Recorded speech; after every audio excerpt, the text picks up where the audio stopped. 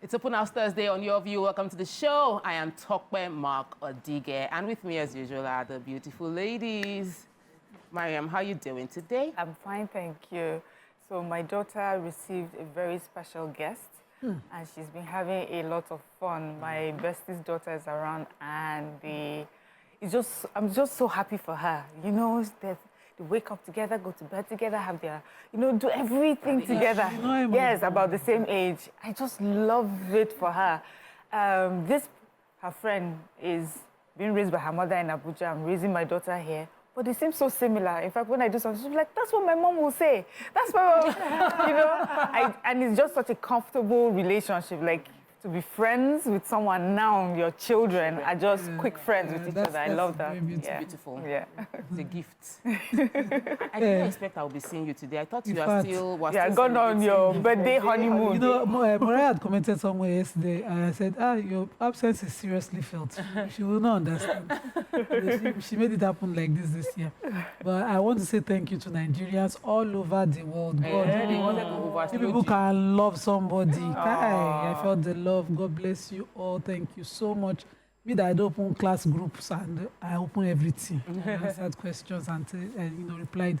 And one of my brands, North Arabian Culture, decided to do a Nima giveaway. Oh, wow! In Abuja for the birthday. So if you can guess, I'll post it later on my page. Okay. But if you can guess how many outfits I have from that brand, you get a dress. Okay. I'm guessing. But you have to be in Abuja because I don't care. Lagos people will thief everything. No, I will fly to Abuja and go and get it. Yeah. So I'll post it later today. And if you know, you just be able to guess. There are just three options. So nice. There were loads of comments. I was just reading all the comments, I was going through our Instagram story because she was sharing to Instagram story. It's a good time. You deserve to be celebrated. So enjoy all the love.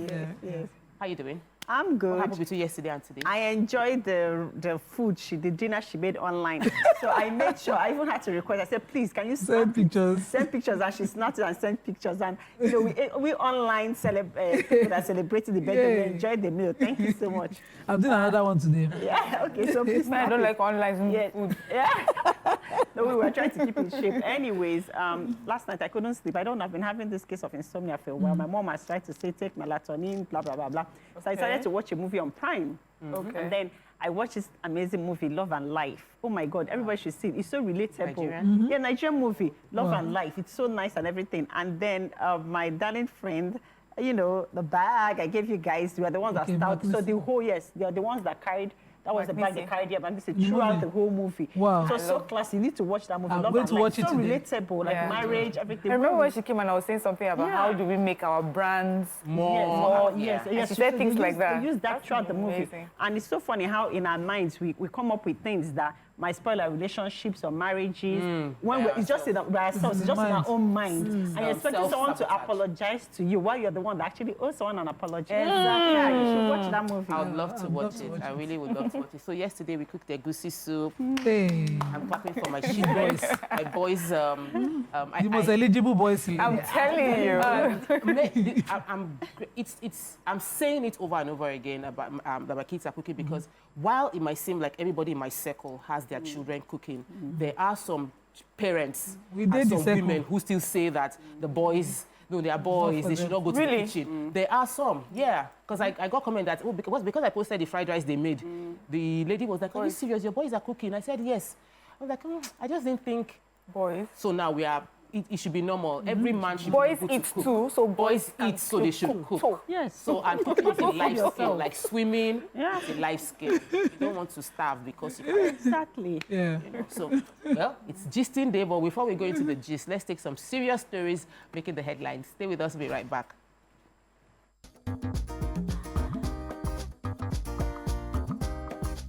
Stay tuned. YourView will be right back.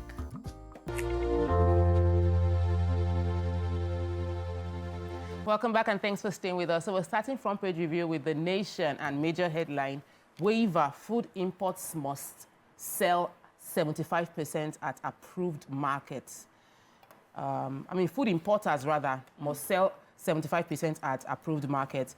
Imported items can't be exported and custom releases guideline on stopgap measures.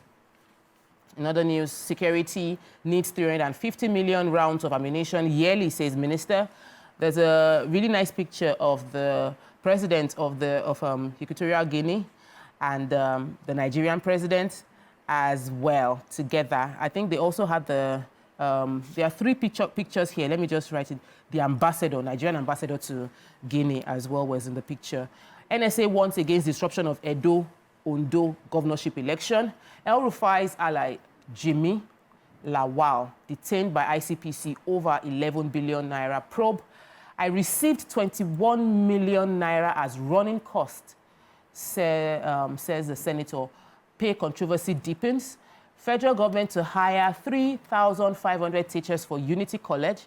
Disciplinary panel, they list 4 lawyers for misconduct. I thought Nima would be the one to take that story, but I have it. And finally, probe call for a military takeover. Afenifere MNR urge federal government. So what story are we starting with? Should we start the food waiver? Yes. Food waiver. So according to customs, they are compelling now that food importers must sell 75% at least in major markets. So we're expecting Lagos, my 12. We're expecting certain markets in Mushi market for rice and all of that to sell at very affordable prices. They're insisting that food inflation that as released by the Nigerian Bureau of Statistics was over 40% and is a major enabler for the last protests that we have. Those who instigated it all were shouting end to hunger, and so the federal government has decided to waive for a period of time, for 5 months, or 6 months, the import duties on food, and they estimated what they'll be losing, according to the custom, 188.4 billion. Oh, wow. That's what they have converted. That's what the federal government has converted to subsidy for food, and Nigerians are getting that subsidy on food, and so you cannot import the food and look for a way to sell it higher for profit. So it's wrong. Let the impact of that be felt cost the market. The government is making be felt by the people. The target, they are looking at a very quick drop of prices in the market. With the previous rate of 30% on grains, on duties that they've received so far, they're looking at VAT as well, exempted on certain items. They're looking at this drastically dropping the prices, and I hope that Nigerians will allow it to happen. So we'll watch how they go, continue the process. Okay. I hope that Nigerians will let it happen. Okay, it's a very short-term measure, though. Okay, so the Nigerian Armed Forces, paramilitary and police need 350 million rounds of ammunition yearly for effective operations. This was said by the Minister of State for Defense, Bello Matawalle, yesterday at the signing of the MOU on the establishment of weapon production plant in Abuja. So the minister was saying it's imperative that there's self-sufficiency when it comes to defense production. The MOU was between the Ministry of Defense and 2 other agencies, the Defense in Industries Corporation of Nigeria, DICON, and the National Agency for Science and Engineering. The president also said the reason why he quickly signed this, that's within 6 months, was for him that he's looking forward to, because he has a vision of us being self-reliant when it comes to defense production. But what I really enjoyed about this report was Matawalle said that if past administrations had made self-sufficiency their goal, Nigeria should by now would be exporting its military capabilities. We have been traveling all over the world, and we see how local manufacturers are developing their countries. Exactly. Unfortunately, Nigeria for 60 years has failed to build the institutions, but that has changed, and it will continue changing. And he makes a promise to the president that before the expiration of his 4 years, DICON will be exporting its military capabilities. Fantastic. If today we're producing 60 to 70% of our military hardware and ammunition, it will reduce the amount of money the ministry or military is spending every year on procurement of hardware and ammunition. Good conversation, good narrative. I hope that the signing of this MOU means the actualization of this. Really, it will go a long way in helping us, Definitely. Okay, so I have the Minister of State for Education, Dr. Yusuf Sanono, had said that the federal government will recruit 3,500 teachers for its Unity colleges. He said recruitment would improve the country's quality of education. He spoke at a 2-day National Stakeholders Forum on senior secondary education in Nigeria with the theme, Revitalizing Senior Secondary Education in Nigeria for Global Competitiveness, organized by the National Senior Secondary Education Commission. He also said that part of what they were doing, part of the projects they're also doing is to organize extensive training and retraining of all workers in school. He also said that that they trained 1,000 workers in the past year, but now they want to do more on that. The minister also said that the government had built more than 53 vocational skill acquisition centers for youth to cater to the skills of today's youth's need. And that the minister also said that the government has approved for them to build 50 more model schools, which is good, across the country to enhance learning and training. This explains their efforts in ensuring that our education system is robust, dynamic, and capable of meeting global standards. I like this because if they train the teachers, then this translates to what they're passing on to the children. So this is fantastic news. 50 model schools, that's a lot. Yeah, definitely. So the Legal Practitioners Disciplinary Committee yesterday struck out 3 lawyers from the roll call. I have 2 legal people here that refuse to take that story for whatever reason. Anyway, They don't want to call out their own. They didn't want to call out their own, Abby. So one of them was struck out. The statement was made public by the Secretary of the Nigerian Bar Association, Akorede Lawal. He said the LPDC found the 3 of them guilty of professional misconduct and they've been appropriately sanctioned. So one of them has been totally he's been ordered to be struck out from the role of legal practitioners, in addition to the fact that he's told to refund 2.3 million naira to the petitioners. Then the other 2, one has been suspended from legal practice for 3 years, another person suspended for legal practice for 2 years before they can be reinstated, and they also asked to refund the money. What the specific petition that was brought up was not mentioned in the story, but I think it's a good thing because this is internal discipline, which we need to continue to have. There was a video that went viral yesterday of a lawyer calling out, I think it's in Owerri Court, calling out for the fact that court clerks were impeding the bail that the person has met in asking for bribes. So we should also have this kind of thing happening within the court clerks as well.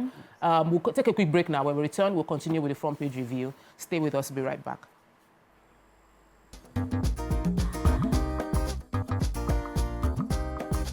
Stay tuned. Your View will be right back.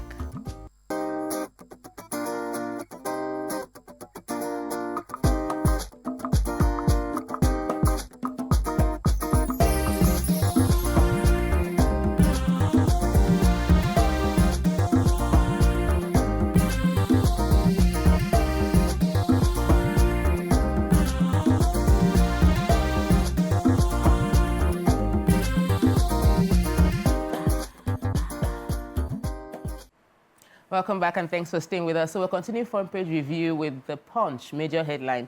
Food crisis, military deploys troops in Northwest, Southwest farms. Farmers Association, Lord Tinubu said move would boost harvest and tackle insecurity.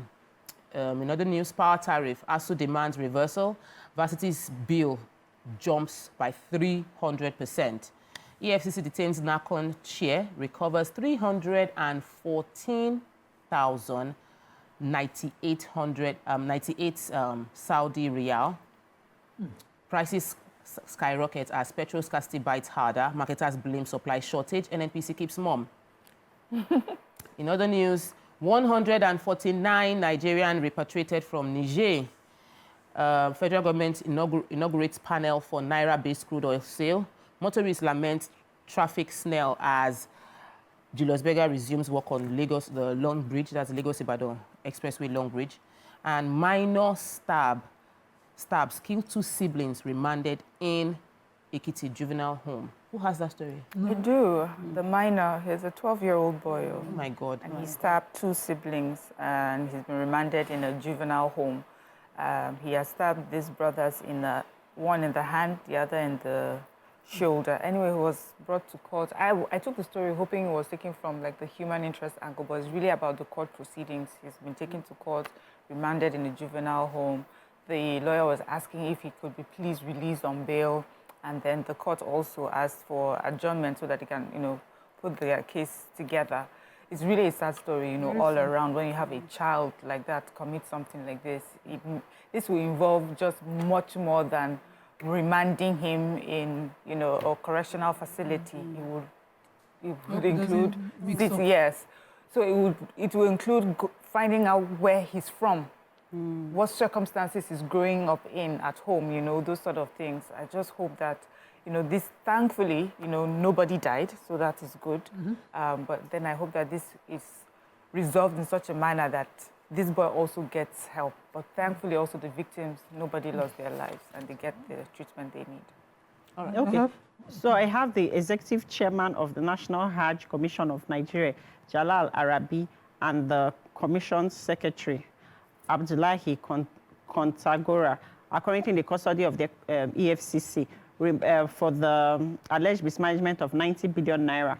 You remember that last week we took this story whereby they were, reminded, the EFCC had invited some officials and then they didn't appear and EFCC came to arrest them, but then they met bail. So that's fantastic, right? But then, with the exception of the executive chairman, but right now, the executive chairman and the commission secretary have both been apprehended. And this is because over 314 Saudi Riyal was recovered from them.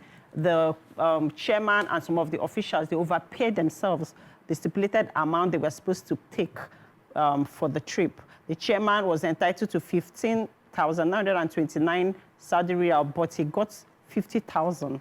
Three commissioners who were meant to take 15,929 each received 40,000. And then the secretary got 30,000 instead of 14,336. They overpaid themselves, right? And then the director and chief of staff received 30,000 instead of 12,550. Yes, that they were entitled to. So the anti-graft agency said that they grilled them for hours, and then they've recovered that money, and that a document which was signed by their correspondent revealed that over 8 million cash withdrawal out of the 90 billion released by the federal government to the commission is yet to be accounted for. That's a lot of money by NACON. So the investigation is still ongoing. At least now we see where the small money where it disappeared to. We need to know where the remaining has gone. So I have the major headline excitedly. Of course, the federal government, the president, is bent on tackling this our 40.87% food inflation. So according to the Punch, the IG of police has announced that police will now patrol farms to boost farmers' confidence. Also, the Director of Defense Media Operations, Major General of the Army, Major General Edward Buba, has announced that troops will now be deployed to northwest and north central farms to prevent bandits from disturbing the farmers during this harvest season. And so to ensure that there will be bumper harvest. You know that this year the rate of the numbers of farmers killed across the country was 332 as compared to the previous year of 128. And so we cannot continue to risk, farmers being afraid of going to their farms. This, of course, will lead to scarcity of food, and they're doing everything possible to ensure that it is curbed. I like the news, and farmers, along with myself, like a farmer, we're excited about it. I hope the results. Emila, you're not a farmer. I mean, rice matcha. Rice matcha. I'm a farmer. I'm born by farmers. Farmers like me. My ancestors were farmers. Let me take the story on power tariff. The ASU has demanded, that's the Academic Staff Union of university, have cried out against the huge price. So the way it affected all Nigerians when the price hike happened, it affected universities as well. The national president of ASU, Professor Emmanuel Oshudeke, called for reversal because the bill, by 300%, all universities are complaining. They said that the bill has it has hit 21.480 billion naira monthly. In April alone, the NEC announced an increase of in April, there was an announcement of increase that cut across everybody. There was protests, there was complaints, but the universities now fall under Band A, like many Nigerians that found themselves in Band A. And they are having to account for this huge cost, passing it off to students, and the students who are protesting. So they are asking that if someone receives 14 hours of electricity, they naturally should pay more because they use more, but automatically charging them more because they fell under band A is illogical. That's their own rationale, because they said they use, in some places they are 14 hours. It's not like they have 23 hours or 24 hours like should be under band A. So they are suggesting that the rates should be equitable for everyone. People will pay more because they consume more energy, not because of the arbitrary classification. Thank you. I thought that was the system should be fair to all Nigerians, charged solely based on actual electricity units consumed, whether in university, towns, or villages. Everybody should pay the same rate of energy. Exactly. So I think like it has to be spelled out. Yes. When they were protesting this hunger, we should have also highlighted power. Exactly. Very, very So big. part of you do not see it. Because we are all feeling it. I'll be switching off AC in the middle of the night because of what? Please help us. So moving on to Daily Sun, major headline. Towards Edo, Ondo, Ekiti, Goba polls, INEC charges security agents to be ruthless during the election. I'm trying to understand what they meant by ruthless. Ganduje protesters carted away case file in Kano, the courts when the protest took place. So that's very interesting. Specifically, the Ganduje case file. Nigeria, Equatorial Guinea to sign agreement on petroleum resources and security. Ukraine advances deeper into Russia. Biggest foreign incursion since World War II. Fraudulent mobilization. Unical urges NYSC to release remaining names. Brothers bury siblings alive over missing phone in Zaria. Gaza war. Hamas suspends truce talk with Israel. Abbas bows to criticism, withdraws counter-subversion bill after Daily Sun's report. And Army vows to dislodge oil thieves in Niger Delta. So what story are we starting with? Is it the brother being buried alive or Army dislodging? Other stories. Okay, I didn't take the oil. I took oil theft. Okay. Okay, so troops of 6th Division Nigerian Army have declared their determination to sustain the tempo in fight against all saboteurs in the Niger Delta region. They said that this resolve is also manifesting in the number of illegal refining sites destroyed, arrests they have made, products confiscated by their security operatives. And they said that in order to maintain the momentum, what they will be doing is they'll be traversing the length and breadth of operational landscape with huge, they've been traversing, the length and breadth with huge successes recorded. The acting deputy director and the 6th Division Army Public Relations in Port Harcourt, Njuma Jonah Njuma, in a statement yesterday, said operations led to the destruction of over 27 newly established illegal refining sites and confiscation of over 100,000 liters of stolen crude in various operations conducted. They said that the troops of 29 Battalion, while exploiting deep into the fringes of notorious Imo River, a renowned hub of criminal activities, destroyed over 23 newly established illegal refining sites. There's so many other confiscation refining sites. In fact, they said they had found vehicles loaded with illegally refined automotive gas oil stashed in GP tanks and sacks. Just so much more. Of course, because of time, I can't read everything, but so much more that they're doing, This is why we are not even able to meet our quota. Yeah. So the military is going to be protecting farms. They're going to be traversing up and down Niger Delta, because we're sabotaging our economy ourselves. Yeah. So two cousins decided that one of their cousins was a thief because they had a missing phone issue in Kaduna. They not only tied their cousin up, they tied his hands to his back, gagged his mouth, and buried him alive, only his head left up. What? And so they then put rags over his head and left him in an abandoned farm. He didn't die. He was fortunate not to have died, but they left him to die because the way they dug the hole obviously, and buried him with his hands backwards, sealed his mouth. Obviously they want him to stay there to be tortured to death. Yeah. So this is according to the Kaduna State Commissioner for Human Services and Social Development. She got the report because a passerby heard him cough, and in that place they had left him to his fate, and the passerby heard him cough, rescued him, called the authorities in, and they've been arrested. In fact, one is 20 years. One is 17 years. That 20 years, I'll mention his name, Yahya Abdul Kadir. I will leave the underage because I'm sure that he was badly influenced and they I left think him both to die. 20 and 17. They're both can't young believe you said people. that. No, 20 is not young. They don't pass my majority age, but they left him not to die, young. and it's so sad. Fortunately, Those are full they've been adults. arrested. They'll go to real prison. Yeah, they're being interrogated. Not juvenile and the Kaduna State government has assured that they will go to court. Oh, they must. Yes, they must. They must.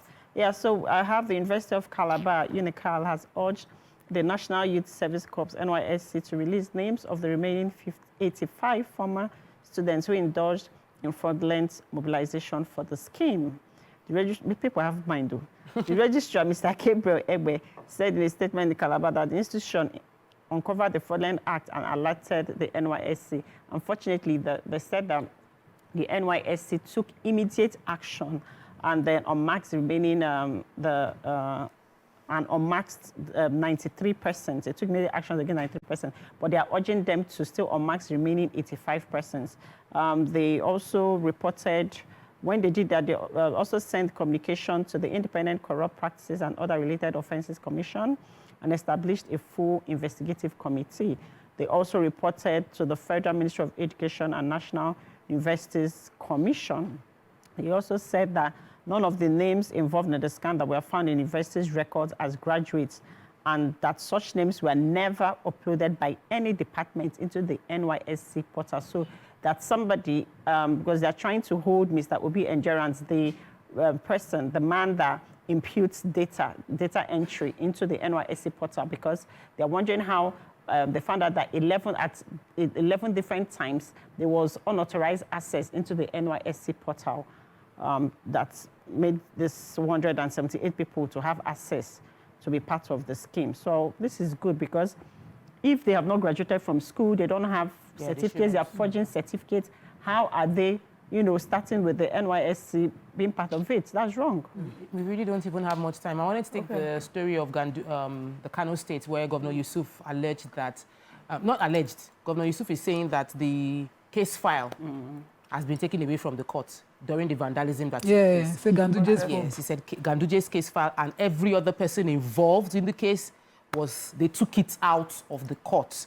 Yeah. Then he did a statement to say that he has urged the youth to desist from being used by distractors to engage in violence. You don't have soft copy. Because the case, I don't understand if it's only that copy. This is Sakama and Joe. Let me just take the major headline in Vanguard as we round off. Hurdles ahead of CNG vehicles rollout. I feel so bad about that because we've celebrated it so well that this is going to be a good way to reduce cost of living. Federal government zero duty grains import terminates December 31 from customs. We've taken action against Simon Ekpa, says secessionist activity. Finish, government says, and anger greats rep speakers withdrawal of counter subversion bill. We also have the outrage as Senator Sumaila says he earns 21 million naira monthly. Other Senate's mom. Yeah. So the CNG is not a bad thing if they are hurdles just show us that things need to be sorted out. But the story is basically that many mechanics don't even know what CNG is. We said it now when the man came. He explained that they would have to train. So they're saying that we're about to roll out, but obviously we don't have enough people that have been trained yet. Wow. That's what we can take on front page review for today. When we return, we look into. We have a sponsored segment from Roland. Stay with us. We'll be right back.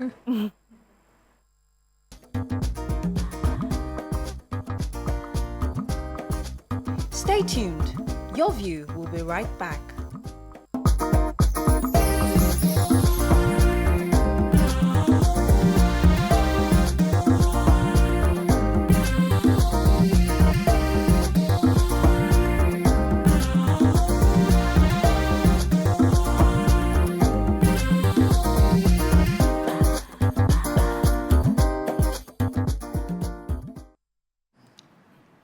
Welcome back and thanks for staying with us. Joining us on the show today is the Head Business Strategy, Roland Properties and Allied Services, Oladotun Olaoye. He's a friend of the house. He will be speaking on the Top Grand Farm Estate in this sponsored segment. So, well, of course, we have heard you say this a few times, but between your last time and now that you're here, we'd like to know what feedbacks you've received from those who already keyed into Top Grand Estate scheme and how that scheme has impacted on them so far. Thank you very much. I'm happy that you said that you've heard. So I believe that some of our viewers too can relate. But In order to give that, to do justice to that question, let me respond in the words of those clients that have subscribed and how that has helped them. Can I just do that? So this is not me speaking, I'm quoting. It's your money, let I'm it quoting count. them. So one said, Top Branch Farm Estate has made land ownership accessible and affordable for me. The farm returns are impressive, and I'm so glad I took advantage. Another one said, the process was seamless, and the team were very helpful. I'm enjoying my effortless farm returns, and I'm so grateful. Another one said, the agribusiness experts at LandLord's Properties know their stuff. My farm investment has been profitable from the start, and I couldn't be happier. You know, one said, he said, I've already recommended Top Branch Farm Estate to my friends and family. It's a unique opportunity to build wealth. And another said, I love that I can own land and earn a steady income at the same time. The team at LandLord's Properties handles everything, and I get to enjoy the benefits. Okay, so that we can have somebody that is skeptical. One said, I was skeptical about investing in agriculture generally, but Top Branch Farm Estate scheme has been a game changer. The returns are impressive, and the process is stress-free. See, one thing that is common to all of this thing is that Top Branch Farm Estate scheme has been able to meet everybody's personal goals and desires, whatever thing it may be, either land ownership, either farm ownership, either passive income generation, and this is the gospel of Top Branch Farm Estate scheme. All right, so for those who are still on the fence, what are some of the misconceptions or concerns you've encountered, and how would you address them to reassure potential subscribers?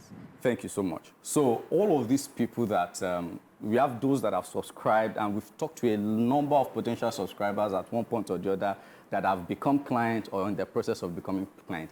Three things are usually the common questions that we need to clarify them on. And those are people that call in, those are people that reach out that get to get more clarification. So I'm happy to also bring that here.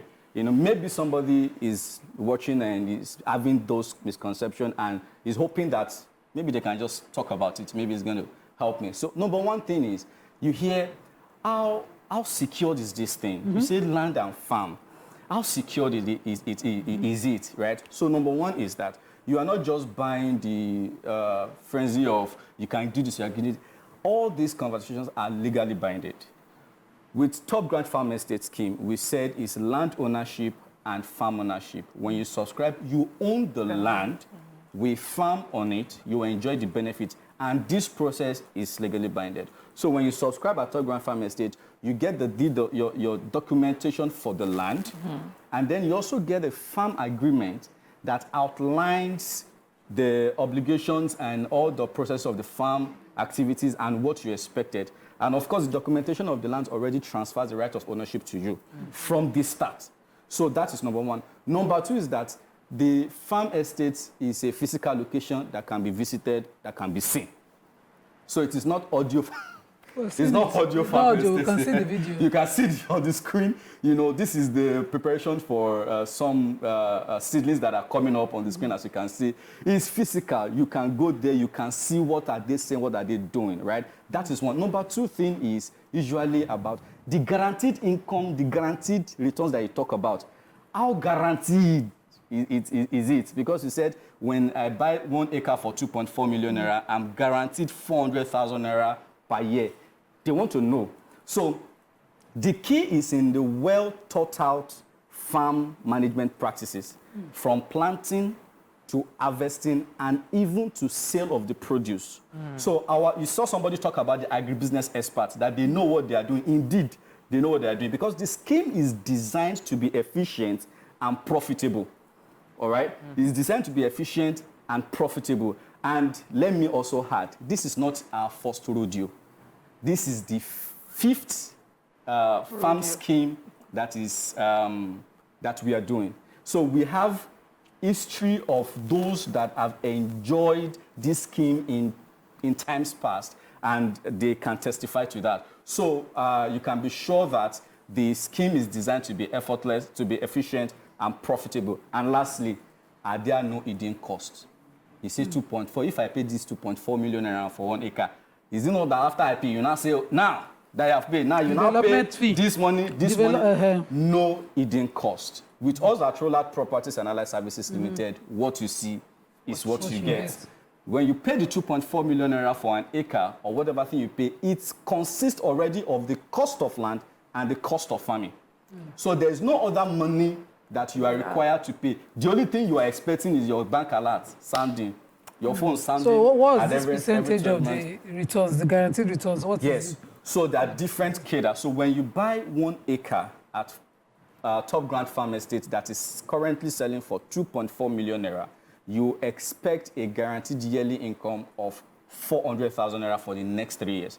If you buy 2 acres for 4.8 million naira, you expect 800,000 naira yearly. If you buy 3 acres for 7.2 million naira, you expect 1.2. So you can scale. You can continue to scale. Okay, I'm getting 3 acres. You can 400 times 3 acres. I'm getting 10 acres. You can 400 times 10 acres, and that is guaranteed, right? With Top Grand Farm Estate. So, you know, somebody right now may have thought about investing but hasn't invested, dragging their feet. What would you say to them concerning investing right now? And why is right now the best time to do it? Okay, thank you. There's this saying that the best time to plant a tree was 20 years ago. Yeah. That the next best time is now. So that you are listening to it now, that you want to take advantage now, you are also, this is your best time.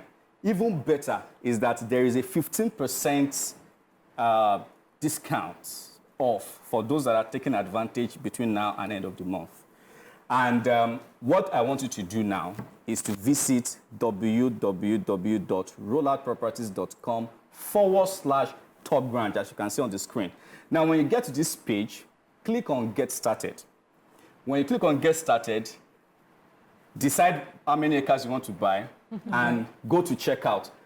Just use this coupon code, Top Grand 15% at your checkout, and you can apply the 50%.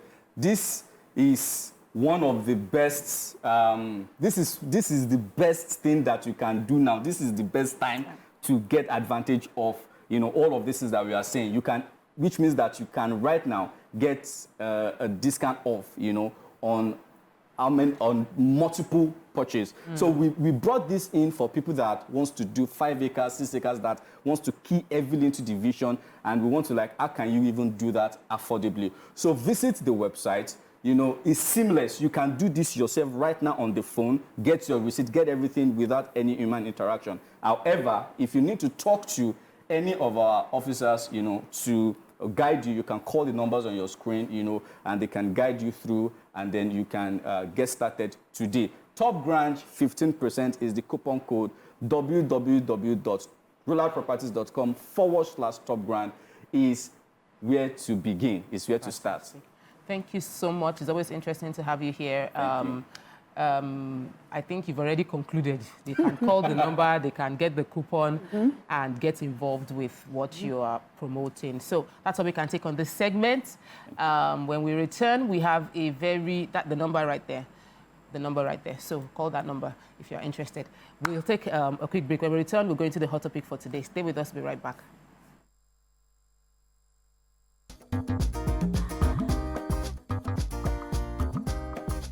Stay tuned. Your view.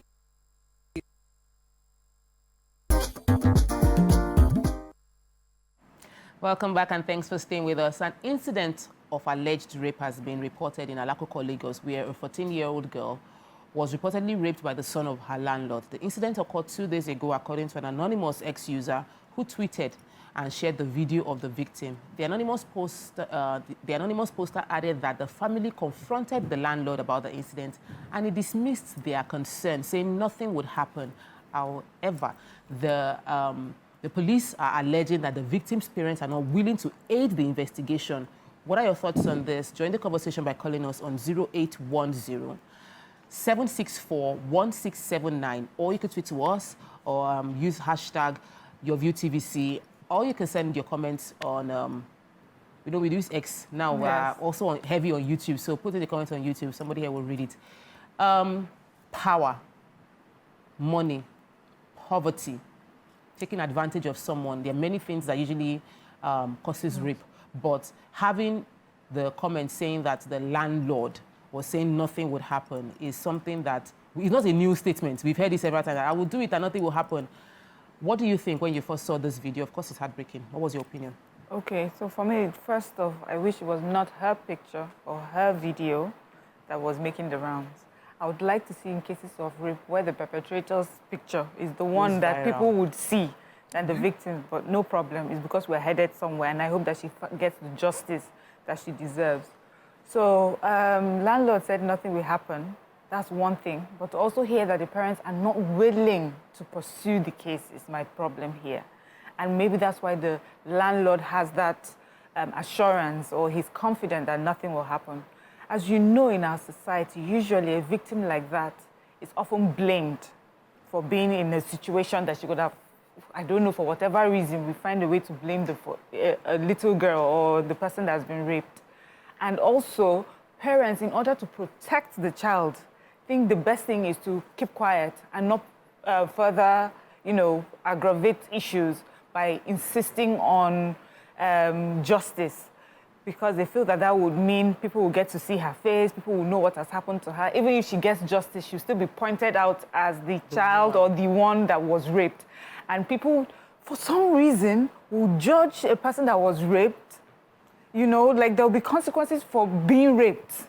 Do you understand? You would say something somewhere, someone will remind you, or there are some things you cannot do. Parents are even afraid that you may not be unable to get married because you've been raped. So this is our society, especially in our rural or less, economically vibrant society where people are economically struggling. You find that is an issue. So someone like the landlord would fall under, would be comfortable knowing that in protecting this person, nothing will be done to the perpetrator. The only thing I hope is the police follow this up properly, the court case, and then she gets justice. And then this will send a message, to all of us, to everyone, that this is unacceptable. But also, next time when we're putting videos of victims, let's remember to do it with some dignity, with some pictures, blur their faces, or whatever. I didn't really notice her face though, but I know that. Well, she was there. You could see her. She's the one that is being touted and shown all around. I would like to have seen the picture of the perpetrator being shown about. Yes, this is the boy that raped a 14-year-old girl. And her father said, exactly. So there's a way we also tell this story. We tell the story of the 14-year-old that was raped. We don't talk about the person that did, the perpetrator that did it. So we have to also, media or all of us, in telling these stories, let's remember to put the blame where it's meant to be. Let's stop further victimizing someone that has gone through an issue like that. So true.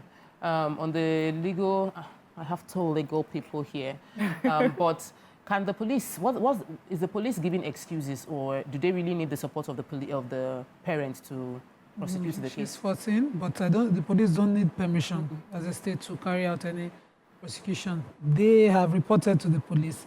The girl, I hope that particular day they had, the rape kits available and the samples taken. Whether the parents have settled, because not this tradition of we've settled at home.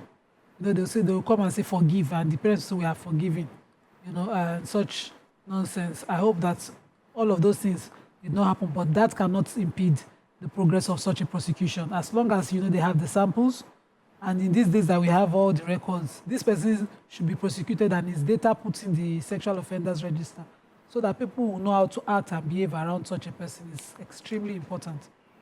Amaka, what was your opinion? Yes, so for starters, this is really sad because your home is supposed to be your sanctuary.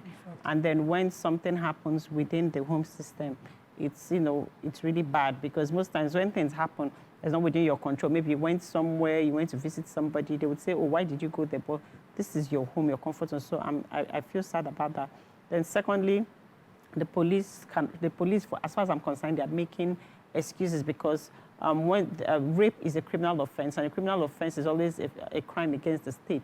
So if there was a rape kit that was done, or the girl was taken to the hospital, and then there's evidence that that actually happened, the police are meant to proceed with investigation, which is arresting the landlord, bringing him in for questioning, and follow the procedure for justice to be meted out to this man. So for him to say nothing can happen to him is absolute rubbish. Whether he apologizes to the parents, whether he bribes the parents, it has nothing to do with the parents anymore. The state should take over the matter. And as far as the police are already involved, nobody can stop them from investigating the matter in the case and making sure that this girl gets the justice that she needs. She also gets the therapy that she needs, because this girl is just 14. This can affect her psychologically, mentally, emotionally. So they need to make sure that the girl gets what she's meant to get. And from what Mariam also said, that when issues like this happen, we should also try, even though we're trying to seek justice for the person, we should also be careful in order not to dehumanize the victim here, because we live in a very harsh world where people judge people easily, people bully people for whatever reasons, and majority of the time, people blame rape victims other than their perpetrators. So we need to be careful. Instead of putting out, if you're not going to put out the alleged man or landlord's picture, then don't put out that of the lady, right? We'd have to be intentional about protecting rape victims because of the after effects of bullying and shaming that comes with it.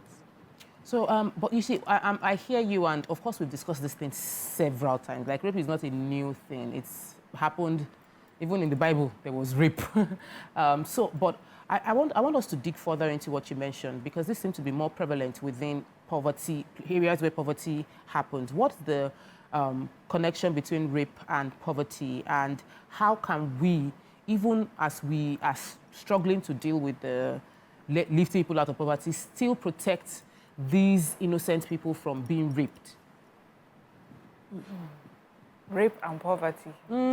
It seems to happen more in those areas than... I think it happens... I think in the eyebrow area, you can easily just... if you can't try it or something like that. No, I think they're different. No, I don't think... I think rape can happen anywhere. But I think, for me, maybe the question would have been how we deal with rape. Yes, the rape victims, how we deal with the rape situation in different socioeconomic groups. If you are more empowered economically, it's easier to have access to justice. It's easier to be able to insist on getting justice. You are willing to pay whatever price. Do you understand? But if you are poor, there's the cost of pursuing justice sometimes. Yes, they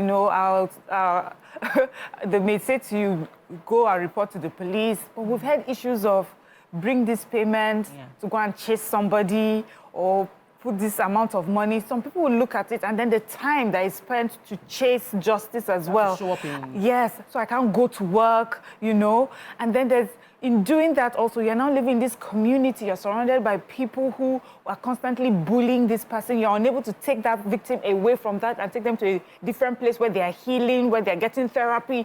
So when you put all that together, you're thinking, it costs me more to insist that my child gets justice. I think the best I can do for her, I've seen that happen, is either we forget that ever happened. Whatever compensation, in fact, when you get compensation, that's even a good case. Whatever compensation we can get from the other family, we'll use that, and move on. Or two, you find that they move away from the area. That's the best they can do for their child. They completely move away from the area so that the child can start afresh somewhere. But rape happens everywhere. We've heard of rape that happens in university. People take advantage of, as long as they are able to take advantage. How about people who are doing well, their children are doing well, and then you bring in a help to your house. And they rape the help. They help rape your child. Or you, the child of the person that lives in the house that owns everything, rapes the help. It happens everywhere. It's just that with more empowerment, hopefully you're able to chase and insist on justice for yourself. I think what you're trying to say is the prevalence of rape of the vulnerables. So where you have a help, you have a younger cousin, maybe an orphaned one. If you have a badly raised child like the landlord's son, you rape the vulnerable family's person, knowing sorry will be okay. An attempt at it would happen. You see this happen more in certain areas. If a rape were to happen in certain privileged elite areas, the victim would not even dare talk less of the father saying, I would get away with it. If, The for perpetrator, instance, if the rape happened in a certain area though, between co-landlords' children, which I want to take look the papa, tell and say, nothing will happen. You know, by all standards. So if you have your child whose record you know, because I'm sure this boy is not a first-time rapist. I'm not saying he allegedly. The father would have known he has these excesses. Why am I saying this? There was a case of a friend's child at crèche. She had a child outside marriage and got married to someone else. So is that half sibling? Where she has another kids, 2 girls now with the new husband. And she knew that at a very young age, the first child from her mother relationship had been sexually exposed himself. He had been abused, but nobody was willing to take him again amongst family members. So she brought him in and he raped his sisters. So when you know these kind of things, you know how to hold your errand dog, you go cage him. But when you're in the less privileged area, you pretend that when it happens, you get, it's the devil. In fact, this speaking will not kill me and all of those nonsense they bring. So we see the prevalence and the style of it in certain areas. In fact, I had a relative who had a rape attempt. The younger girl came from school and said to my family member that, my certain boy in this school had asked me to sit on his legs. And then he put his hand under my dress. I did not hear sorry. We will not hear sorry. We reported it, and I reported it as sexual abuse. And the boy's father dared to beg my relative. I put him on speaker and told him, I don't care where your area is. You don't beg these kind of things off. And I made sure that boy was arrested. So there's a style to it you see in certain places. If you lived in Amaka's neighborhood, for instance, you will know how to cage your child. You will see these things in my neighborhood where a friend's person would, and the parents would be the ones saying, well, we are tired, we don't want to, we see those things happen more. And so you've highlighted 2 things that are very important. One, you alluded to. The second is very, very key, the begging. When rape cases happen, we hear a lot of, he's a small boy. Devil. Do you want him to go to prison? They've apologized. They would beg. And sort of that begging leads to like a settlement that then, let's just kill this case. And the second, which is correlating to this, is when it is important to report so that we can avoid repeat offenders. Because in most cases, rape is not a one-off. Someone who has gotten away with it once or twice will continue to do it over and over again. So begging, reporting, is it wickedness to not to accept the begging and say that you want to report this compulsorily? And how do you handle when you are a tenant and you still have to be in that environment and you're trying to protect other children from falling victim to this same offender? Okay, so let me answer your question coming from the perspective or the angle of exposure, right? You find out that when you expose your kids, when your kids are exposed to certain things or certain environments, they're more susceptible to either crime, peer pressure, influence, right? So now you're talking about the poverty areas, people that live in face me, I face you, and stuff. So you find out that if they have to queue up, for example, to take their shower, right? Or you have to tie your towel or wrapper and go outside to take a shower. Someone is seeing you and they're looking at your body and stuff. So the percentage or probability of you being more exposed is there. And you might be taking a shower whereby your parents have gone to work and you're alone, and someone can just grab you either inside there or to and fro. So the exposure level is more. Or where so many people are living in the same compound, kids come out to play together, anything can happen. As opposed to people that live, hybrid areas where people live, it's contained. So now you have to deal with house helps, you have to deal with brothers and sisters and cousins. Do you understand? So there's a regulation. But rape happens everywhere. A rapist is a rapist, regardless of whether you're poor, you're rich. Is a dysfunctional state of the mind. Is a mental, yeah. So yes, and then when you talk about begging, what are you begging for? Is it the devil that did it or not do it? A crime has been committed. You violated somebody's personal space without their consent. There's no begging there. In fact, the more you beg, the more offended we should even get. If you rape somebody or you kill somebody, you should be able to stand and say, okay, I did this, and then I'm ready to bear the consequence, to show remorse for what I did. That will make better sense to me, that I'm willing to take whatever punishment that is meted to me to show that I'm going to be better, than saying that they should forgive you and then you walk away scot-free. That's a no-no. That's not even a topic. That's not even a conversation, in fact. Like, we don't beg. We're always begging. Kelechi, welcome to the show. We have a caller. Welcome to the show, Kelechi. How are you doing? Mr. Tokwe, good morning. Good morning. I like this job. The thing is very sellable. I said I love this your smiling lifestyle. It's very sellable. Okay, you didn't hear me? Yes, I didn't hear you. But I can hear you now. Okay, let's continue. See, I want to give you some complaints. I want to quickly say something. Number one, please, in this program, I want to give a complaint to you. Please take this complaint to your producer. Oh, wow. Okay. Please kindly, I don't know what happened. We couldn't get the complaint, but you can send it to us via email. We have our email, yourview@tvccommunications.tv. Send your complaints via email. It will be addressed. We appreciate every feedback we get. I was going to go into the aspect of it is not rape, but it is abuse. So you know that what the story Nima shared, you can't go take a rape kit to discuss that somebody was put on the lap. But that child that was put on the lap was abused. So there are some cases that are not like, oh, there was penetration, it was rape. But the child is molested, but there was no... How do we deal with those kind of cases? Because it's like, but she cannot get pregnant. It did not really do. But the psychological trauma that you have put that child into, especially when we're dealing with minors, let's not even talk about rape in marriage. We'll go there. Because right now, they don't even, in Nigeria, we don't even have anything called rape in marriage. But let's even talk about how to protect these minors who might not be raped in the definition of rape.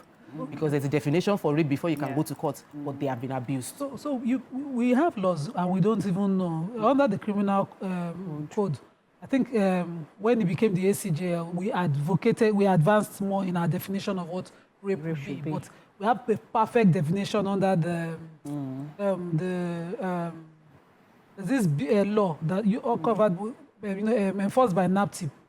I'm trying to remember. I remember in the course of the show that captures extensively what the definition of rape is. Also, the Child Rights Act captures it extensively in, the abuse, sexual exposures, sexual assault, different types till you get to the act itself where they will say there was egress, as our teachers taught us those days, and there was actual carnal knowledge. So there's a wide definition of rape. I think the Prohibition Against Persons Act, that's the one I was trying to remember, extensively covers every form of sexual abuse, including anal, including everything. And so the prosecutors would know which one perfectly should be used in prosecuting a particular case in question. In this instance, it was, we call it grooming in practice, where you're playing with the child, you're making it seem like it's fun, so the child never knows when it finally happens. And so the first thing is, when you've raised your child to even report it, that's when you can save the child. And that itself is also sexual exposure, and it is covered. My only problem is that until you get to Kwanti and the State Commissioner's Office, you might not find professionals qualified enough to help you with this when you come to report it. You find funny faces telling you within the police stations in the neighborhood that, they play with Tamo. And you see the frustration. Let me take this caller. Ade has called from London. Welcome to the show. Good morning. This is what they call Oroburuku. Very well, thank you. Welcome to the show. Wow, so sorry, sir. My view about this is that God will continue to protect all our females. This is all over the world. Even in UK, about 2-3 days ago, they were saying how the ladies were sexually harassed inside the train, where everybody is. People are there, There's some people that will go there, the sexual harassment, they take picture of their underneath or whatever. So they say the police is not taking care of it. So there are a lot of cries. Now the police say, okay, they want to take care of it. There are some people that are raped. it's difficult to prove in the court. So it's all over the world. But what I see about African one is that they should have showed the face of the landlord and his son. So that will shame them. So that will deter other people who are thinking or planning evil like this. That is the only way. Because going to court, Nigeria court, you can be there for 10 years. So it doesn't really work. But my prayer is that God will protect all our families. God bless you. God bless you too, Mr. Ade. Thank you so much. We'll take a quick break. When we return, we'll go deeper into this conversation, how to protect our children, inform them about grooming, protect, let them know when to report, what they should be reporting, and much more. Stay with us. We'll be right back.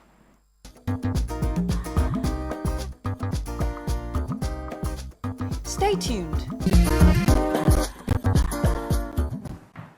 Welcome back and thanks for staying with us. Honestly, this conversation is something that I heard my parents talk about. They say, "Oro buruku." It's not something to laugh about. It shouldn't be. It's not a smiley situation because while we can always talk about the importance of going to court, prosecuting the case, like Nima said, which is the reality in Nigeria, is many times you get to the police station to say, oh, somebody touched my child or somebody abused this person. Watch the response you would get would make you feel discouraged about pursuing it. You might hear something, well, let me leave justice to God, which is a very common saying that God is the judge of all.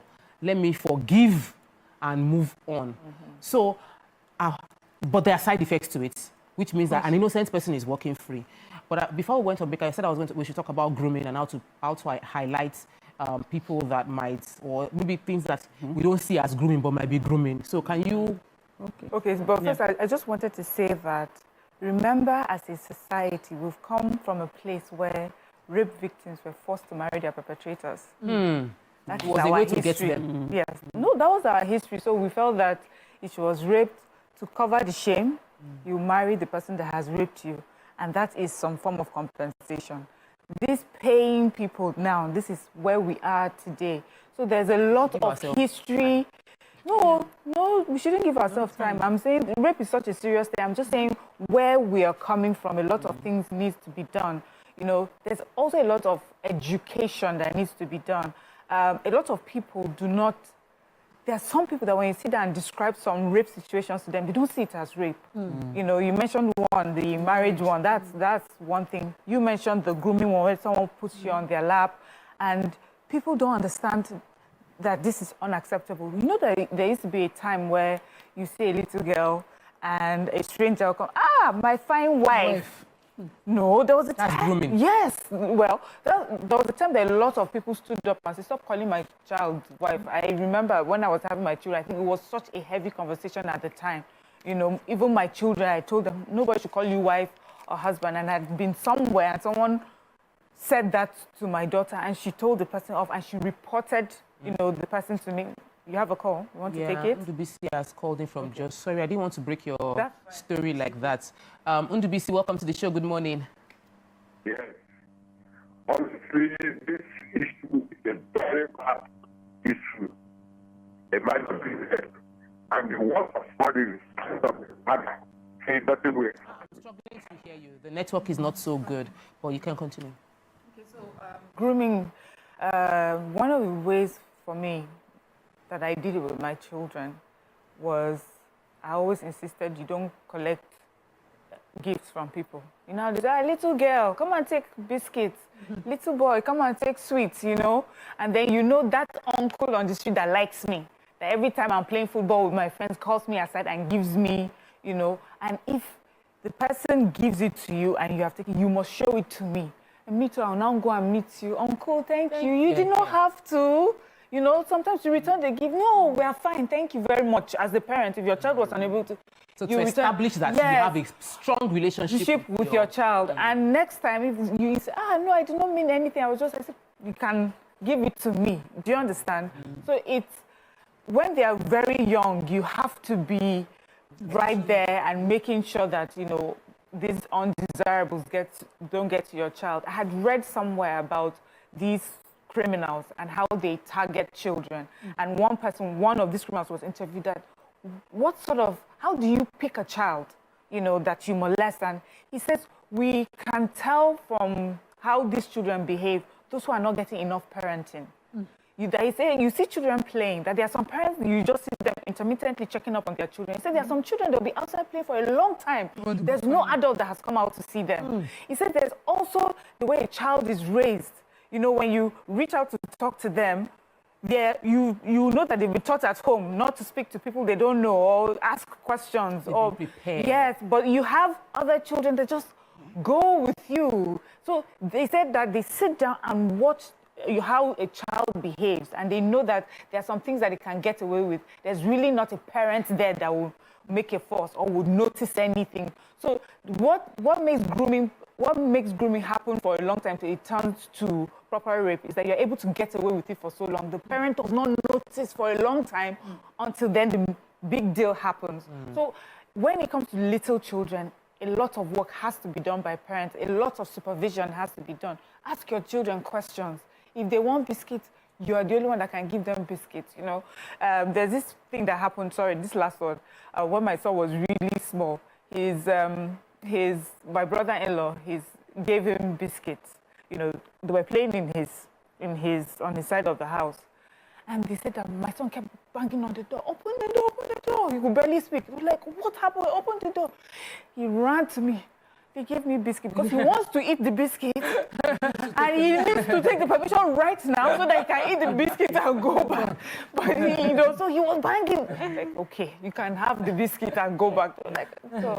For me, I think it's important to teach our children to call the body parts and call things by their name.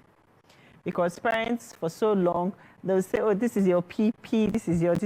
No, call it by its name, right? Yes, call it by its name and teach the children their body parts. They should be comfortable with their body parts so that... And then you tell them that if nobody should go to this part of your body, nobody should touch on your thighs or this and that. So they know what to watch out for. Right? But you know, when we start petting things according to different names that you're not supposed to, then kids also get confused in the whole mix, right? Yes. And then when you also talk about grooming, this grooming thing is not just about kids, because it also happens in your, you don't just talk about strangers. It also happens within your comfort zone. So let's talk about the rats in the house. Because the rat outside most times cannot come in without the rats in the house. And your comfort zone is cousins, uncles, right? Aunties. Because if you notice, when we have conversations with most men, maybe your husbands, brothers, find that most of them were actually... Mainly for the men. Most of them were not disvirgined properly. They were either molested by helps or certain things happened, or aunties, or their mothers, friends, or things really happened that to them that they can't talk about. And then because of maybe the way the male body is wired, their mindset is totally different, but they have all the stuff. So when you speak to men, almost 80% of them have the same story. So those things were rape, those things were grooming, those things were assaults, right? Regardless of how we want to see it. And most times those things affect them psychologically and how the relationships they have with partners or with women or men later in the future. We like Nigerians, we all need therapy, but we don't know. We need therapy. We need to start speaking up. For so many things, it cuts across, like a lot is going on. And then like I had a situation where I went to the salon. This was in Port Harcourt. I recounted the same story just last week when my brother was around and we're out with friends and we're talking about things like this. And I said, this is something that can never leave my mind. Because I went to the salon to get my hair done and then to get my eyelashes done. And then you're supposed to there's like a bed, like a reclining chair where you have to lie down. And then this guy, there's a public space, and they now told me that they go to, there's a room where they do the lashes. Most salons, they'll tell you that they have a private room where, and then I'm wondering, but I'm enjoying the conversations happening in the salon. They said that they have to take me to the private place. So I went there, and this guy was reclining, and then he was rubbing on me. Wow. Yeah. You know that kind of thing, that something is happening to you, and then you're wondering in your mind, like I said, is this... Now lashes make you push. No, you're wondering, maybe I'm overthinking. Maybe it's my... See, you need to teach your children, you're not overthinking. If you think it, once you're not comfortable, it is what you think it is. And then I kept saying, okay, then I'll move myself and then you can take your call and then I'll come. Yes, you can take your call out. So let's not keep the Engineer Yemi, welcome to the show. Good morning. My sister, God bless all of you. Amen. This topic, very interesting topic. I have 2 girls. Hello? We can hear you. You're live. I have 2 girls. I'm a widower, and they are twins. But you see, the way I nurtured them, I never get in a house help in my house. No house help. I keep training them on my own. They have their room. I have my own room. But each day I discuss with them. I used to tell them that whatever in your life you do, make sure you tell me. Whatever it is, make sure you call me. If anybody harass you, tell me. If anybody talk to you, tell me. You know? And you see, the issue of rape, Yoruba probably used to say, call more, kill for me. So you have to start nurturing them, training them, telling them that you don't hug your uncle. Yeah, I tell them, don't hug your uncle. Don't ask your uncle for anything. And in the situation where you ask him, tell me. If you tell me, yeah, since you have told me that you are asking your uncle for ABC, the only thing they ask for is data. They don't ask you for money. They don't ask you for anything. And we leave alone. But if anything like rape comes up, if either you blame yourself, which we don't pray for it. There's a film. I want all of you to watch that film, Time to Kill. If you watch that, you know what rape is. Rape is terrible to all of these children. We need to make sure it doesn't happen anymore. The father and the son, like what the other guy said, they need to put their pictures on the paper, newspaper, to tell everybody that this is what they did. I'm telling you out of reality that thing could make that girl to disturb her for the rest of her life. Because it's not something you want. It's not something you want. And you see, our police officers in Lagos, in Nigeria, they would never get justice for you. By the time the landlord gives them money, the case is closed. It's all about money. So you need... Engineer Yemi, that's your opinion. We have some, I'm sure that there are amazing police officers who also go out of their way to fight for justice, even for those that without any financial incentive. Of course, I know that there are a few bad elements, but majority would actually take up the cases. We just need to pray that we find such people when if you are in challenges. We have another caller. Okudili there. Okay, Okudili is out. So you were saying yes. So if you feel it, you just say it. So I know when they're doing your lashes now, your eyes are closed, right? And then I kept noticing that I would move, this person will come closer to me, and then I just said no. This is not comfortable. Yeah, this is not, and I started shouting. And then I came out, I started shouting, and then I brought down the place. Yeah, I brought down the place because this has traumatized me, because it's in my head. You know that kind of thing, like as in, you know, most times people don't understand that the simple things that they might think they do, it gets into your subconscious. And this is like over 10 years. And I brought down the salon, and they now told me, I called for the manager, everything, and they said that this is not the first time he has done that. Yes. And then there's some women encourage it. So what we need, when we talk about rape, we also need to talk about the aspect where people also encourage, where people, when they start... that's a different topic. That's a different topic. Because it's what boosts their confidence to want to keep trying the nonsense. It's crazy. No, it's different. There's consent. Consensual is different. It's terrible. You can consent to a violent intimacy. Yes. That is different from rape. Rape is that you want to do, but they are not doing it, and you went ahead to and so I made sure the guy was fired and everything, because like for me, it's a no-no. Like, how dare you do that? Yeah. So one of the things I noticed was when you were saying this grooming and the fact that they study the children to know which is more vulnerable. A lot of times, girls, especially for women, girls that don't have a good relationship with their father are more vulnerable. Statistically, it's out there. You can if you want to check it.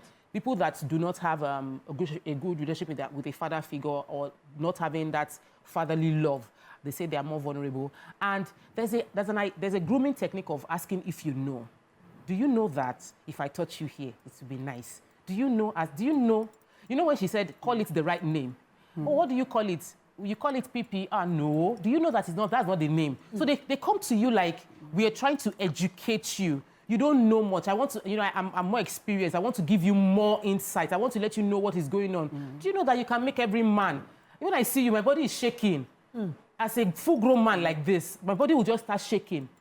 And the girl starts feeling a sense of power. It's grooming, and sometimes grooming can take as much as 2 years. They will be working until they feel like, okay, I can get into... They are very patient. Yes, what I want to do. So we owe it to open up the channel of conversation. Communication is powerful. Preemptive communication, all the techniques that can be used. As we are telling you on the show today, you go home and go and sit down and discuss it with them. Because the last time we discussed something like this, I went back home and instituted, I don't want to see anybody naked in my house again, because I have boys hostel, but it doesn't mean that I should now allow the freedom that goes on. As I used to run around my house naked too, because I'm an only child. I just run, just quickly want to go and pick something. And I didn't see anything wrong until I became a full grown, and I was hearing stories around. And I said, well, I thankfully, I had a very sheltered home. And I wanted to give my children that same freedom of being a child. They can run to my room. They say they want to take the cream from my room, and they are naked and they run back. But after the show, I realized they might be able to do it in my house, and it's okay. But if I don't set the boundaries, they might go to my in-laws' house or go to somebody else, because they're used to doing it in innocence. They will just do that running around, and they're exposing themselves. So after this, I had a conversation with them. This is a platform for learning. The things we're saying, have those conversations with the children, your neighbors, anybody you know that you care about. Discuss it with them, because the more we talk about it, the better we are going to be able to deal with this situation when it arises. Mariam, you want to say something? Or Nima? I thought Nima. Okay, so there's a very bad outcome of grooming that I handled in 2016. So this was a broken home situation. The father just walked out on the mom. She was helpless and was forced to leave her kids in the neighborhood. So she would leave them to themselves, 2 girls. And today, one of them is HIV positive. Oh my God. The other one is into drugs. And when she leaves them, while they are idle and she's walking to find food for them, by the time she comes back, they will just be calm. She didn't know they were being groomed for years to enjoying adult movies with a neighbor. And after a few years, they grew into the entire activity. The one that was talking to me before we found out the other one was HIV positive, she said she cannot do a second without it. So if she doesn't find somebody asking her for sex, she would go out and offer it to someone. So it can be extremely damaging of a person. These are not things that we take with leverage. Because we are educating people, I would like to share some of this. These girls can't function normally. The one that had HIV didn't even know she had ended up with someone with HIV and decided, okay, let's just marry here. And so, imagine a life like that where the person now becomes totally helpless, destroyed, can't have value to life. It's not good. Oluwafemi has called in from Agboro. Welcome to the show. Good morning. Hello, Oluwafemi, you're live. Good morning, ladies. Good morning. Yeah, I'm so glad for this topic. It's part of the experience I have in when I was a kid in 7 years. I know my father is a missionary, and they have a house so that some people rented. But unfortunately, one of their tenants there, she's a lady. So I was 7 years old, and she's, if I can remember, I think she's 22 years old, and she's a hairdresser. So unfortunately, maybe I came from school, I would be with her, so she would take me to the room. I didn't show, just she would tell me I should suck her breast and all that. Because that thing I get to a certain stage that I could not hold myself. When I was 10 years, that's when I now slept with her and all that. So those things has, enter me a lot. So that thing grew with me, and I began to battle with a lot of image things and all that. I could not control it. So but to the glory of God, when I was in that state, I'm a musician. So I would be drinking to take over those images of those things. But I got married, I told my wife and all that. But now I have 2 boys. So with what happened to me, because I won't be around to take care of the children. My wife went to work, but we normally get a guest to be with them, take them from school, be with them, and take them from their lesson. But now what we do, with the experience that I have, because my father then and my parents, she's a nurse, so they don't have time to ask questions and all that. So, and I told my wife, I said, now I have 2 boys. What happened to me? I don't want the same to happen to them. So what we do, we test two girls. Some people, they will pass. One girl, we tested it. What we did is that my wife will buy pint and brazier. She will give it. I will not wrap it as a gift. I'll give it to any lady that want to employ to what we done in the house. So if the person romance the gift and tell me, thank you, I love this, and say such bad things, we know that this person cannot be accepted to teach or be with our children. So we let her go. So what happens is that there are a lot of... Thank you so much, Oluwafemi, for sharing your story. Such a sad one, though. And that was like a 3-year grooming process. Zip up my dress, help me hook my bra, help me unhook my bra.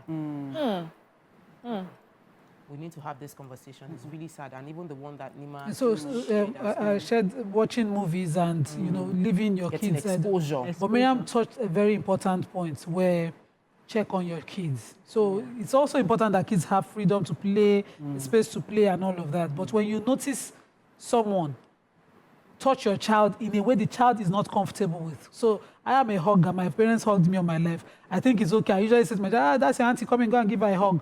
And one time myself and my daughter were strolling. This man ordinarily would not greet me. I just noticed that he would greet me and I would greet him back because I'm just greeting and passing. But my daughter would say, stop touching me. He would do like he's touching her, stop touching me. And then I'm just playing with you. I went back and I said, she doesn't like it and that he has to stop. So I cut off that friendship one time, that familiarity. So let everybody know that when it comes to certain areas, especially about your wards and children under your watch, it is no. Once you cut it off, once they know that parents is strict, everybody will sit up around your child. When it's also dangerous is when you have relatives who have been sexually exposed visiting. You know, it's our dynamics of family in Africa where everybody is welcome. Yeah, the mama know they like him, husband people, the husband know they like wife people. Whereas there's someone within the family that the family is trying to protect, that they know is sexually dangerous around family members.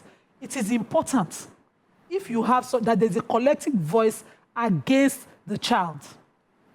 We had a case of a boy who spent the holiday with his cousin and started, in fact, he was going to be living with that cousin. He was a child of a single mom, and the family members have always tried to empower him.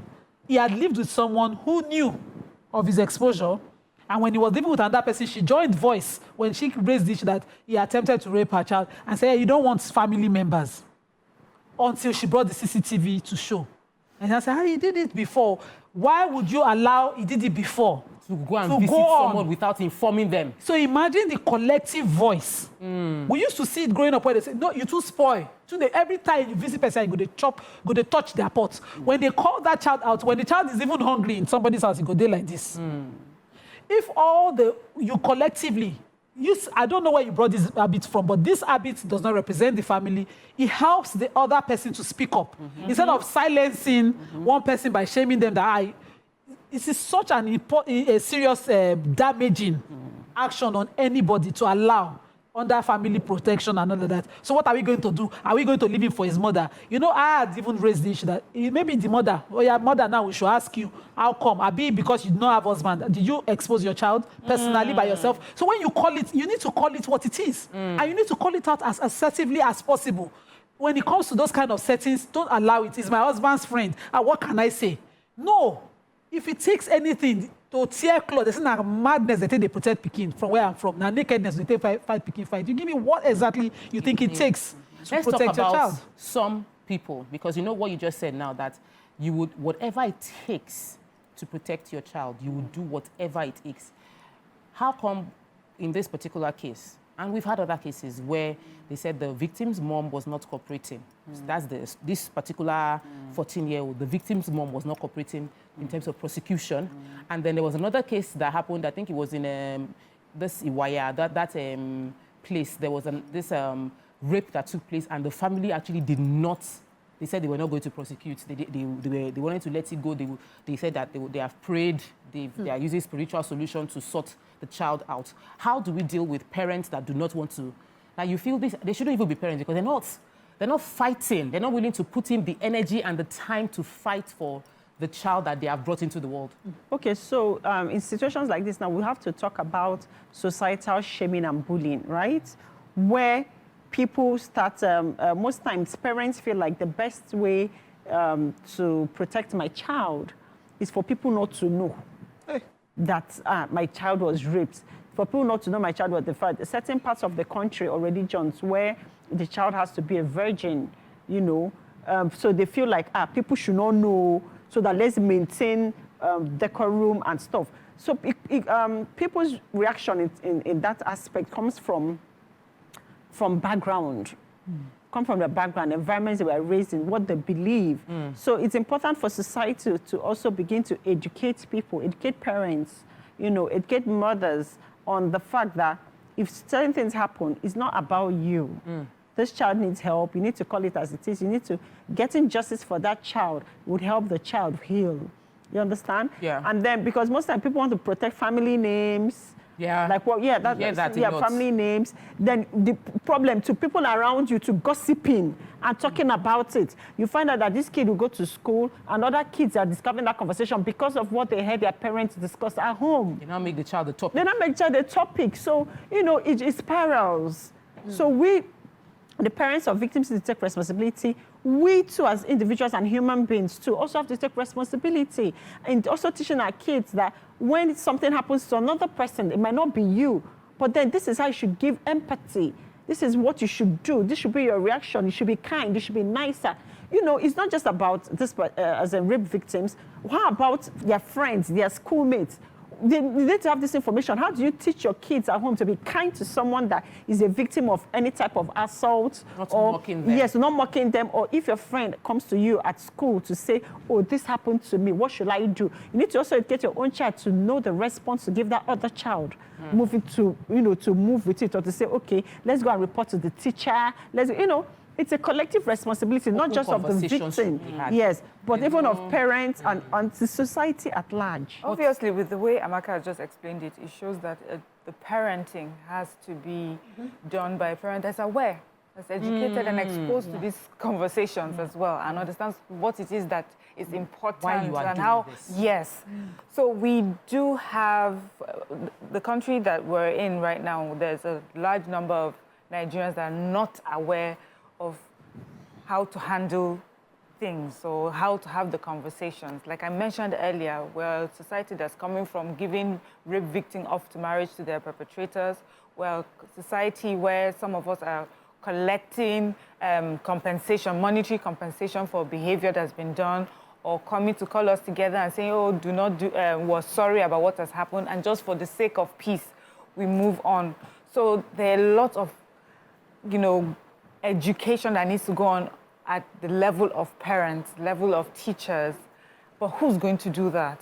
You know, many people have, churches, mosques, but you know, I hear people always say that, you know, before you become a parent, you should get like a license, like when you're doing like driving school. Maybe parents need to go to parenting school, then get a license before you start having children. There's just so much that's happening because your parents do not even have the right education. Then talking about how people will talk about you, you know, it's not necessarily from poor backgrounds that this happened. We've seen people that come from much aware, backgrounds or have have a lot of money, and because of their name, they want to shut it down as well, to protect the name of that family, to protect that sort of shameful thing did not happen to that family, you know, and that is because we have somehow always found a way to blame the victim. And in this case, we're all to blame. Do you understand? There's not one person that is the reason why people victim shame. Yes, unconsciously we do that. When we talk about it, we ask some questions. How are you wearing? You know, yes, the way she even dresses me, I have to say. Remember when Me Too came out? When a lot of the Me Too movement in America, when a lot of the actresses were complaining, there were some actresses that said, well, why hasn't it ever happened to me? Because I don't even dress like this, I don't dress like that. We miss, in that conversation, we miss what is important. Even comments on social media. Somebody was saying, is it this small bomb that they are raping? Exactly. Somebody wrote that. Can you imagine? Of a 14-year-old girl. Imagine. So for me, what you're saying, the education part is there's a whole work from movies, series, talking about it. But I also feel like, why would family members not want to prosecute a case because they don't know the implication of their silence.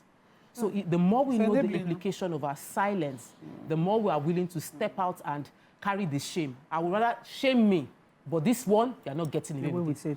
My child will be the last you abuse because I would rather be the one that everybody will talk about. Let them face me. I'm the mother. I hear you, well. but I've heard people say to a parent like that, call her aside or call him aside and say, calm down. Nothing's going to come out of this. You're only going to shame and expose your child more.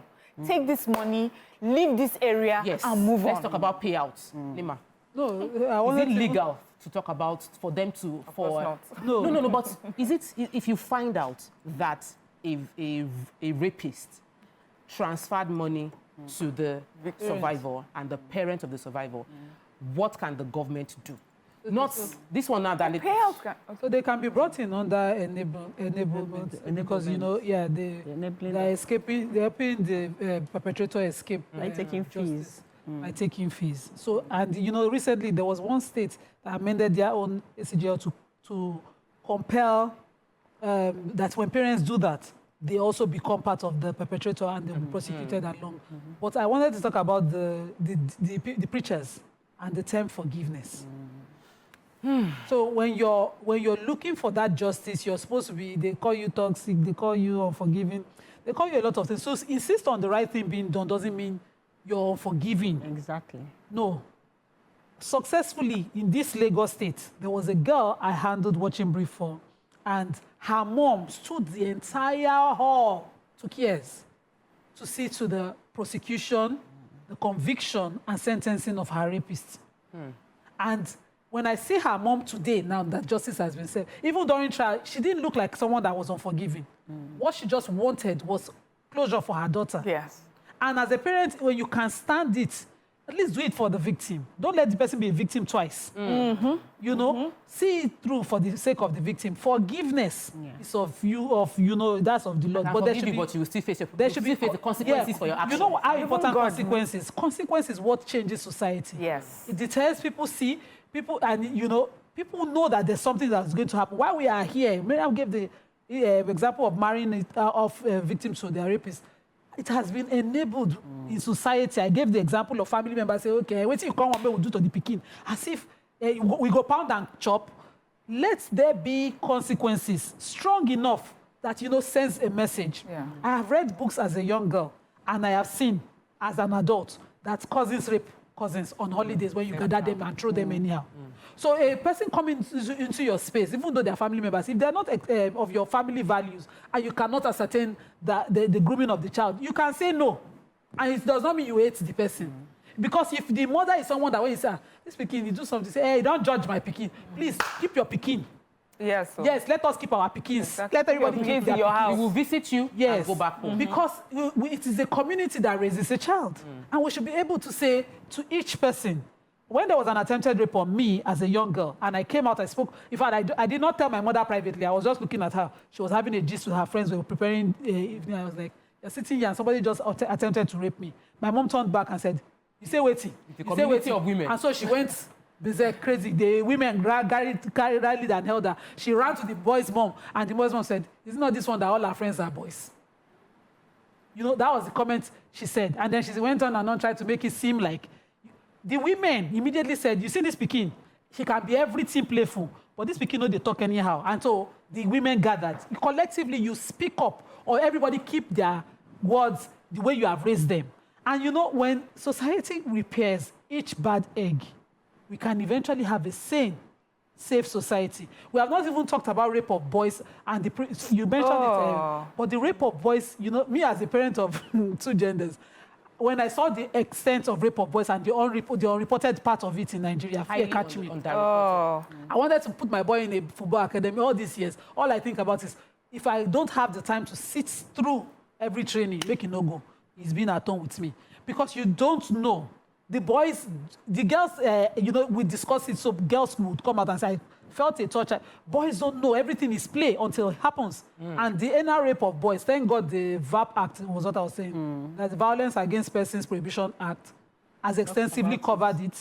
to define every area, but boys also get raped. And so when we are doing this advocacy of talking about girls and how to protect girls and how to prevent grooming of girls, please let's extend it excessively and talk about boys as well. We need to, definitely. It is very, very important. I also know of a fact that when you were talking about the fact that this forgiveness thing, which is a cultural and religion-based sentiment that pulls people back from prosecuting. Well, I cannot be seen. I'm asking God for forgiveness and I'm unwilling to forgive someone that raped my... They are two different things. So it was something that happened in my church where my pastor prosecuted a publisher, those that they published his book, sued the publisher. And it was a case of, social media started talking. Then we happened like over 10 years ago. He had to come to the pulpit and say, I deliberately did it. That because many of this... what's the word? Those people that duplicate media. Oh, okay. So Pirates. Many of the pirates know that they get away with duplicating, pirating Christian-based materials because they know that the pastors and churches would not prosecute them. So it is taken for granted. There's never been a case prior to that time where a pastor was prosecuting someone for piracy of CDs, and they were like, it's the gospel of God that is still spreading. Let's just leave it. No. I can leave the gospel. This is my book. My book is not... It's a culture that we have. So, remember when we talked about, celebrities that will come out because someone on social media is insulting them. If you're the one that decides to sue it or seek for prosecution, you're the devil. The person that is misbehaving is immediately forgiven of all their misbehavior, no matter what the impact of that misbehavior is. Because they apologized. No, they don't need to apologize. In fact, you don't need to apologize, as we saw in the towing case. All you have to do is be a celebrity that has the mind to seek prosecution of someone that has done something for daring to do the right thing. So why should we continue to prosecute? Why should we, as a society, we need to support those who take the side of suing these people, because the more we do it, when we support them, we show as a society that we are against this and we don't support it. And then what you don't support would organically reduce within society. We have lots of comments on YouTube, and I think we should take a lot of them. We should take a lot of them. There's a lot being said on YouTube that would help to bring this conversation into conclusion. I have some here. Someone, Folashade says, rape cases should not be swept under the table. Please, parents should be their children's friend for them to tell them what happens when they are not with them. Be your children's friends. Kore says the parents are not parenting. You won't play with the parents. The economy is not smiling. Mom and dad live for daily bread. No time to properly parent and monitor the children. Ajayi Eunice says, I have of my daughter being raped, but I don't have money to fight the case, even go to police. She's even pregnant right now. Oh, Lord. I need help. Oh, Lord. Case of rape. Please contact me. Oh, That's such a sad story. I'm telling you. How do we resolve the issue of funding this? Another valid reason people don't prosecute is because they can't even afford to take the time to go to the police station, take the time from work, take the transportation to go to the police station, because if you're prosecuting a case, you need to show up. Every time they call you, you need to show up, and it costs money. I won't lie to you that if I were to do a rape case report, I would not go to the police station in my neighborhood. Why? Because of experience. So even the one we had to be sent back to First Act to do documenting. I would go straight to Ikeja or Panti, because you want to see serious officers who will capture what you're going through well. You don't want to meet someone who will waste your time. And then sometimes you get there, they don't have the kits. The primary health care centers, sometimes they run out. So you would really like that the departments involved in the state ministries have provision. Then there's a blessing in the state we live in presently, in the DSVA. They know they run out of kits there. They have their partnerships, they ensure. But people don't know, even in abuses that happen within, just go. Let somebody incident it. Paper Trail has saved women, has saved a lot of people. But, when you sit down, Talo Magbami, we do that. There's this narrative of, who will help me? Yes, I've always said it. You are the first person to assert your right. You are the first person to defend your right.